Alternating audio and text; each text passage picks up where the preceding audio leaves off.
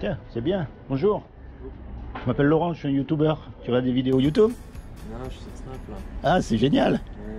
Moi, je fais des petites vidéos, ça m'intéresse un petit peu de savoir ce qu'ils pensent les jeunes. Ouais, vous êtes jeune? Ouais, bah j'ai 15 ans. Ah bah oui, ça fait un peu jeune. C'est jeune. Mais bon, moi, ma question, c'est de savoir un petit peu, parce qu'aujourd'hui, on nous parle de tout et de rien, mais il y a un sujet, on nous parle pas. C'est qu'un jour ou l'autre, vous et moi, on va mourir. Ouais. Et après, à votre avis, qu'est-ce qui va se passer? Quand c'est que vous allez mourir, vous? Je vous souhaite de vivre jusqu'à 120 ans, mais bon, on peut mourir ce soir, on ne sait pas. Malheureusement, il n'y a pas d'âge. J'ai déjà posé la question moi. Ah, vous vous êtes déjà posé la question? Mon cerveau il a bugué. Ah ouais?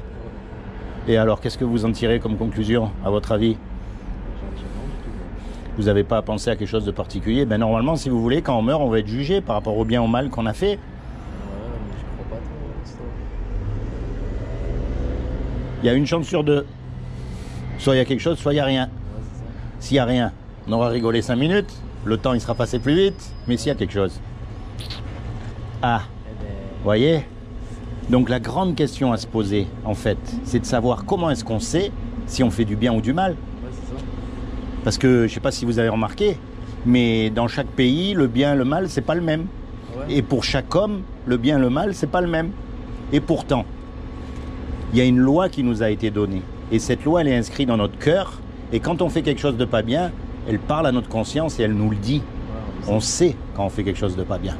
D'accord? Cette loi-là, ce sont les 10 commandements. Vous connaissez les 10 commandements?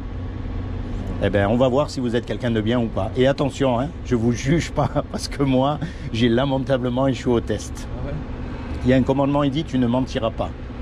Est-ce que vous avez déjà menti? Ouais. Est-ce que mentir, c'est faire du bien? Ça dépend. Eh non. Quand on ment, on n'est pas honnête. Parfois on ment pour la bonne cause. Même pour la bonne cause. Vous préférez, par exemple, imaginez, vous êtes malade. Si je vous dis pas la vérité pour vous faire plaisir, pour pas vous faire peur, Ouais, du coup, ouais. vous allez en pâtir tôt ou tard.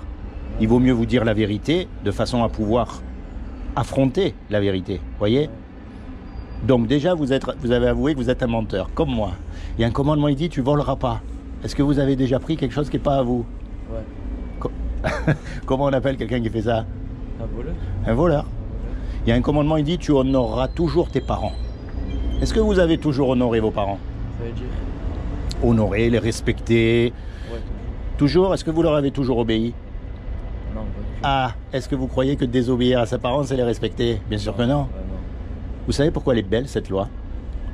Parce qu'elle nous montre qu'on n'a pas le droit de se juger les uns les autres. Ouais. Quel est l'homme qui pourra vous dire qu'il n'a jamais menti? Ou qu'il n'a jamais pris quelque chose qui n'est pas à lui? Ou qui a toujours obéi à ses parents? Aucun. Aucun.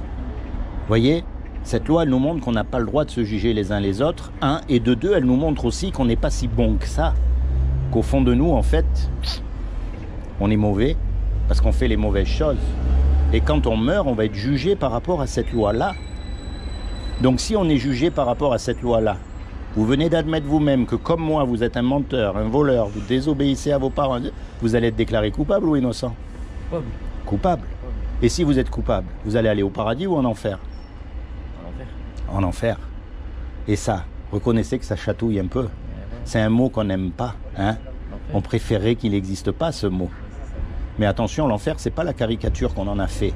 L'enfer, c'est un endroit où il y aura des regrets éternels, où il y a des grincements de dents, où il y a des flammes qui ne s'éteignent jamais, où il y a les vers, vous savez, les vers qui rongent le corps quand on est mort, qui ne meurent jamais non plus. C'est un endroit terrible. Et on mérite tous d'y aller. Ça, c'est la mauvaise nouvelle, c'est ce qu'on mérite. Maintenant, je vais vous dire une chose. C'est Dieu qui nous a fait. Vous croyez en Dieu quand même? Moi, non. Non? D'accord. Pourtant, c'est facile de prouver que Dieu existe. Mais la clé, c'est de ne pas mélanger avec la religion, justement. Attention, la religion, ce sont des hommes qui se sont autoproclamés représentants de Dieu sur terre pour dominer sur d'autres hommes. On est d'accord? Quelle que soit la religion. Hein. Mais que Dieu existe, c'est une évidence. Regardez votre téléphone. Ouais. Quelle est la preuve qu'il y a quelqu'un qui a fabriqué ce téléphone? Ouais, je sais pas, mais Ben, c'est le téléphone lui-même. ouais. Puisqu'il y a un téléphone, il y a forcément quelqu'un qui l'a fabriqué. Maintenant, attention, comment il a fait, le temps qu'il a mis pour le faire, les matériaux qu'il a utilisés, ça, c'est un autre sujet. Mais puisqu'il y a un téléphone, vous savez qu'il y a quelqu'un qui a fabriqué ce téléphone. Eh bien, regardez la nature autour de vous. puisqu'il y a un soleil, puisqu'il y a une terre, puisqu'il y a des poissons, puisqu'il y a des coqs, puisqu'il y a des êtres humains, il y a forcément une intelligence derrière. Et en plus, vous avez remarqué, un homme, Peut-être la nature, ça a fait tout ça tout seul. tout seul, scientifiquement parlant, alors là c'est un fait scientifique, rien, vous prenez rien, ben vous aurez toujours rien. Il faut qu'il y ait un point de départ. Il faut qu'il y ait une intelligence derrière ça. Vous voyez, la loi de la pesanteur, elle existe. La loi de l'aérodynamique, elle existe. Il y a des tas de lois qui existent. Mais une loi, par définition, il faut qu'il y ait quelqu'un qui l'écrive. Une intelligence derrière. Vous voyez?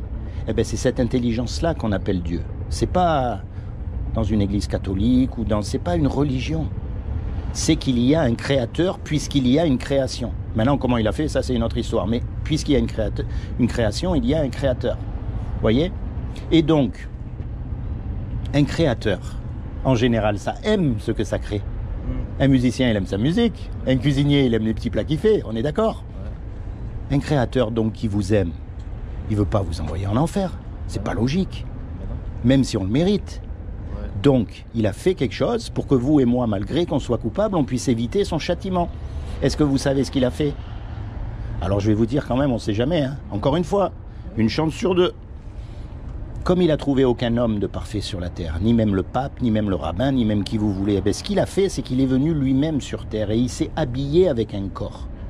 Il a pris une forme humaine qui est Jésus.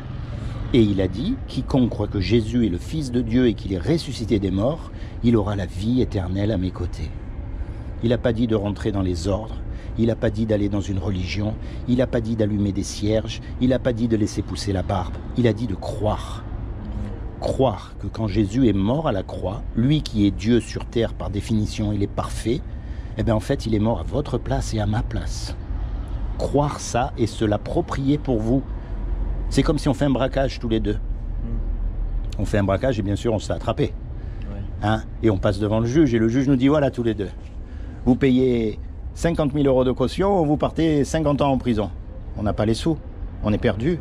Et on ne peut pas retourner en arrière pour effacer le mal qu'on a fait. Et on ne peut pas dire au juge non plus, monsieur le juge, vous êtes un bon juge, vous êtes un juge miséricordieux, je vous demande pardon, je ne recommencerai plus. Ça ne marche pas. Il faut que l'amende, elle soit payée. On est d'accord? Eh bien, imaginez qu'il y ait quelqu'un qui vient, que vous connaissez même pas, et qui met l'argent sur la table pour que vous soyez libre. Comment vous allez être par rapport à cet homme? Bah, je vais le... Vous allez être reconnaissant. Ouais, voilà. Eh bien, c'est ce que Jésus a fait pour nous. Nous, on ne le connaît pas, nous, on n'en veut pas, mais lui, il est mort, et sa mort, elle sert à expier votre péché à vous. Et tout ce que vous avez à faire, c'est à y croire. C'est pas faire comme les hypocrites, d'aller chanter Alléluia le dimanche à l'église, et le mardi, on a oublié qu'on est allé à l'église et on se conduit comme tout le monde. Non.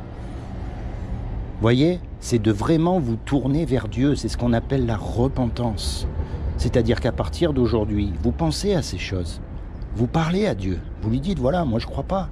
Moi j'ai du mal à croire. Moi je connais rien à ces histoires. Moi j'aimerais bien savoir. Mais petit à petit, dans vos moments où vous êtes tout seul, vous parlez.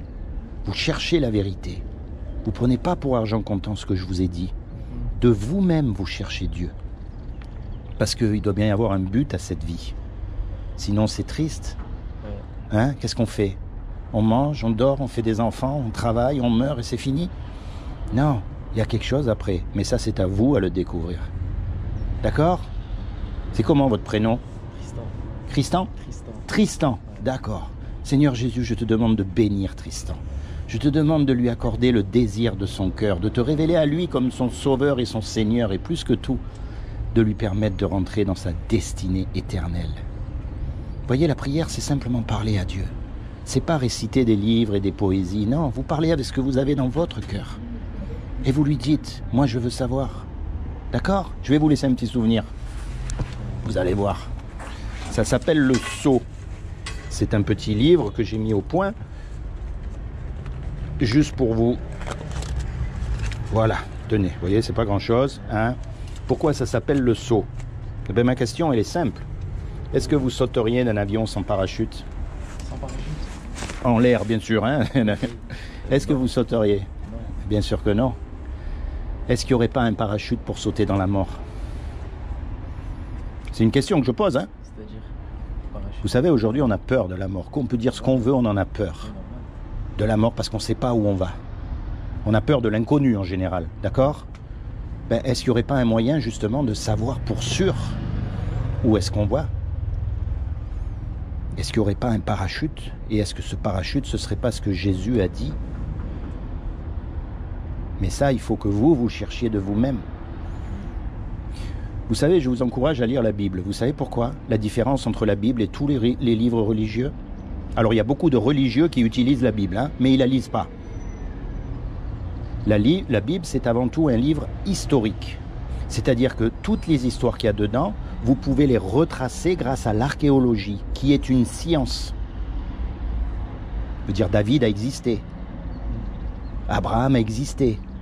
Les villes ont existé. Enfin, tout ça grâce à l'archéologie. Alors, on n'a pas tout prouvé.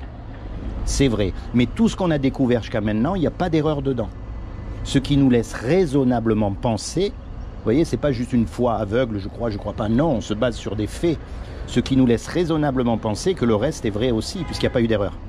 Maintenant, si demain on trouve une erreur, c'est fini. Il y a tout qui s'écroule, ça c'est sûr. Hein.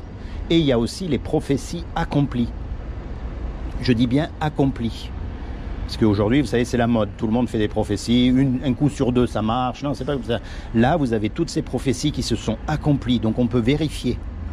Et encore une fois, celles qui ne se sont pas encore accomplies, on n'a aucune raison de croire qu'elles ne s'accompliront pas, puisqu'il n'y a pas eu d'erreur dans celles qui se sont accomplies. Vous voyez?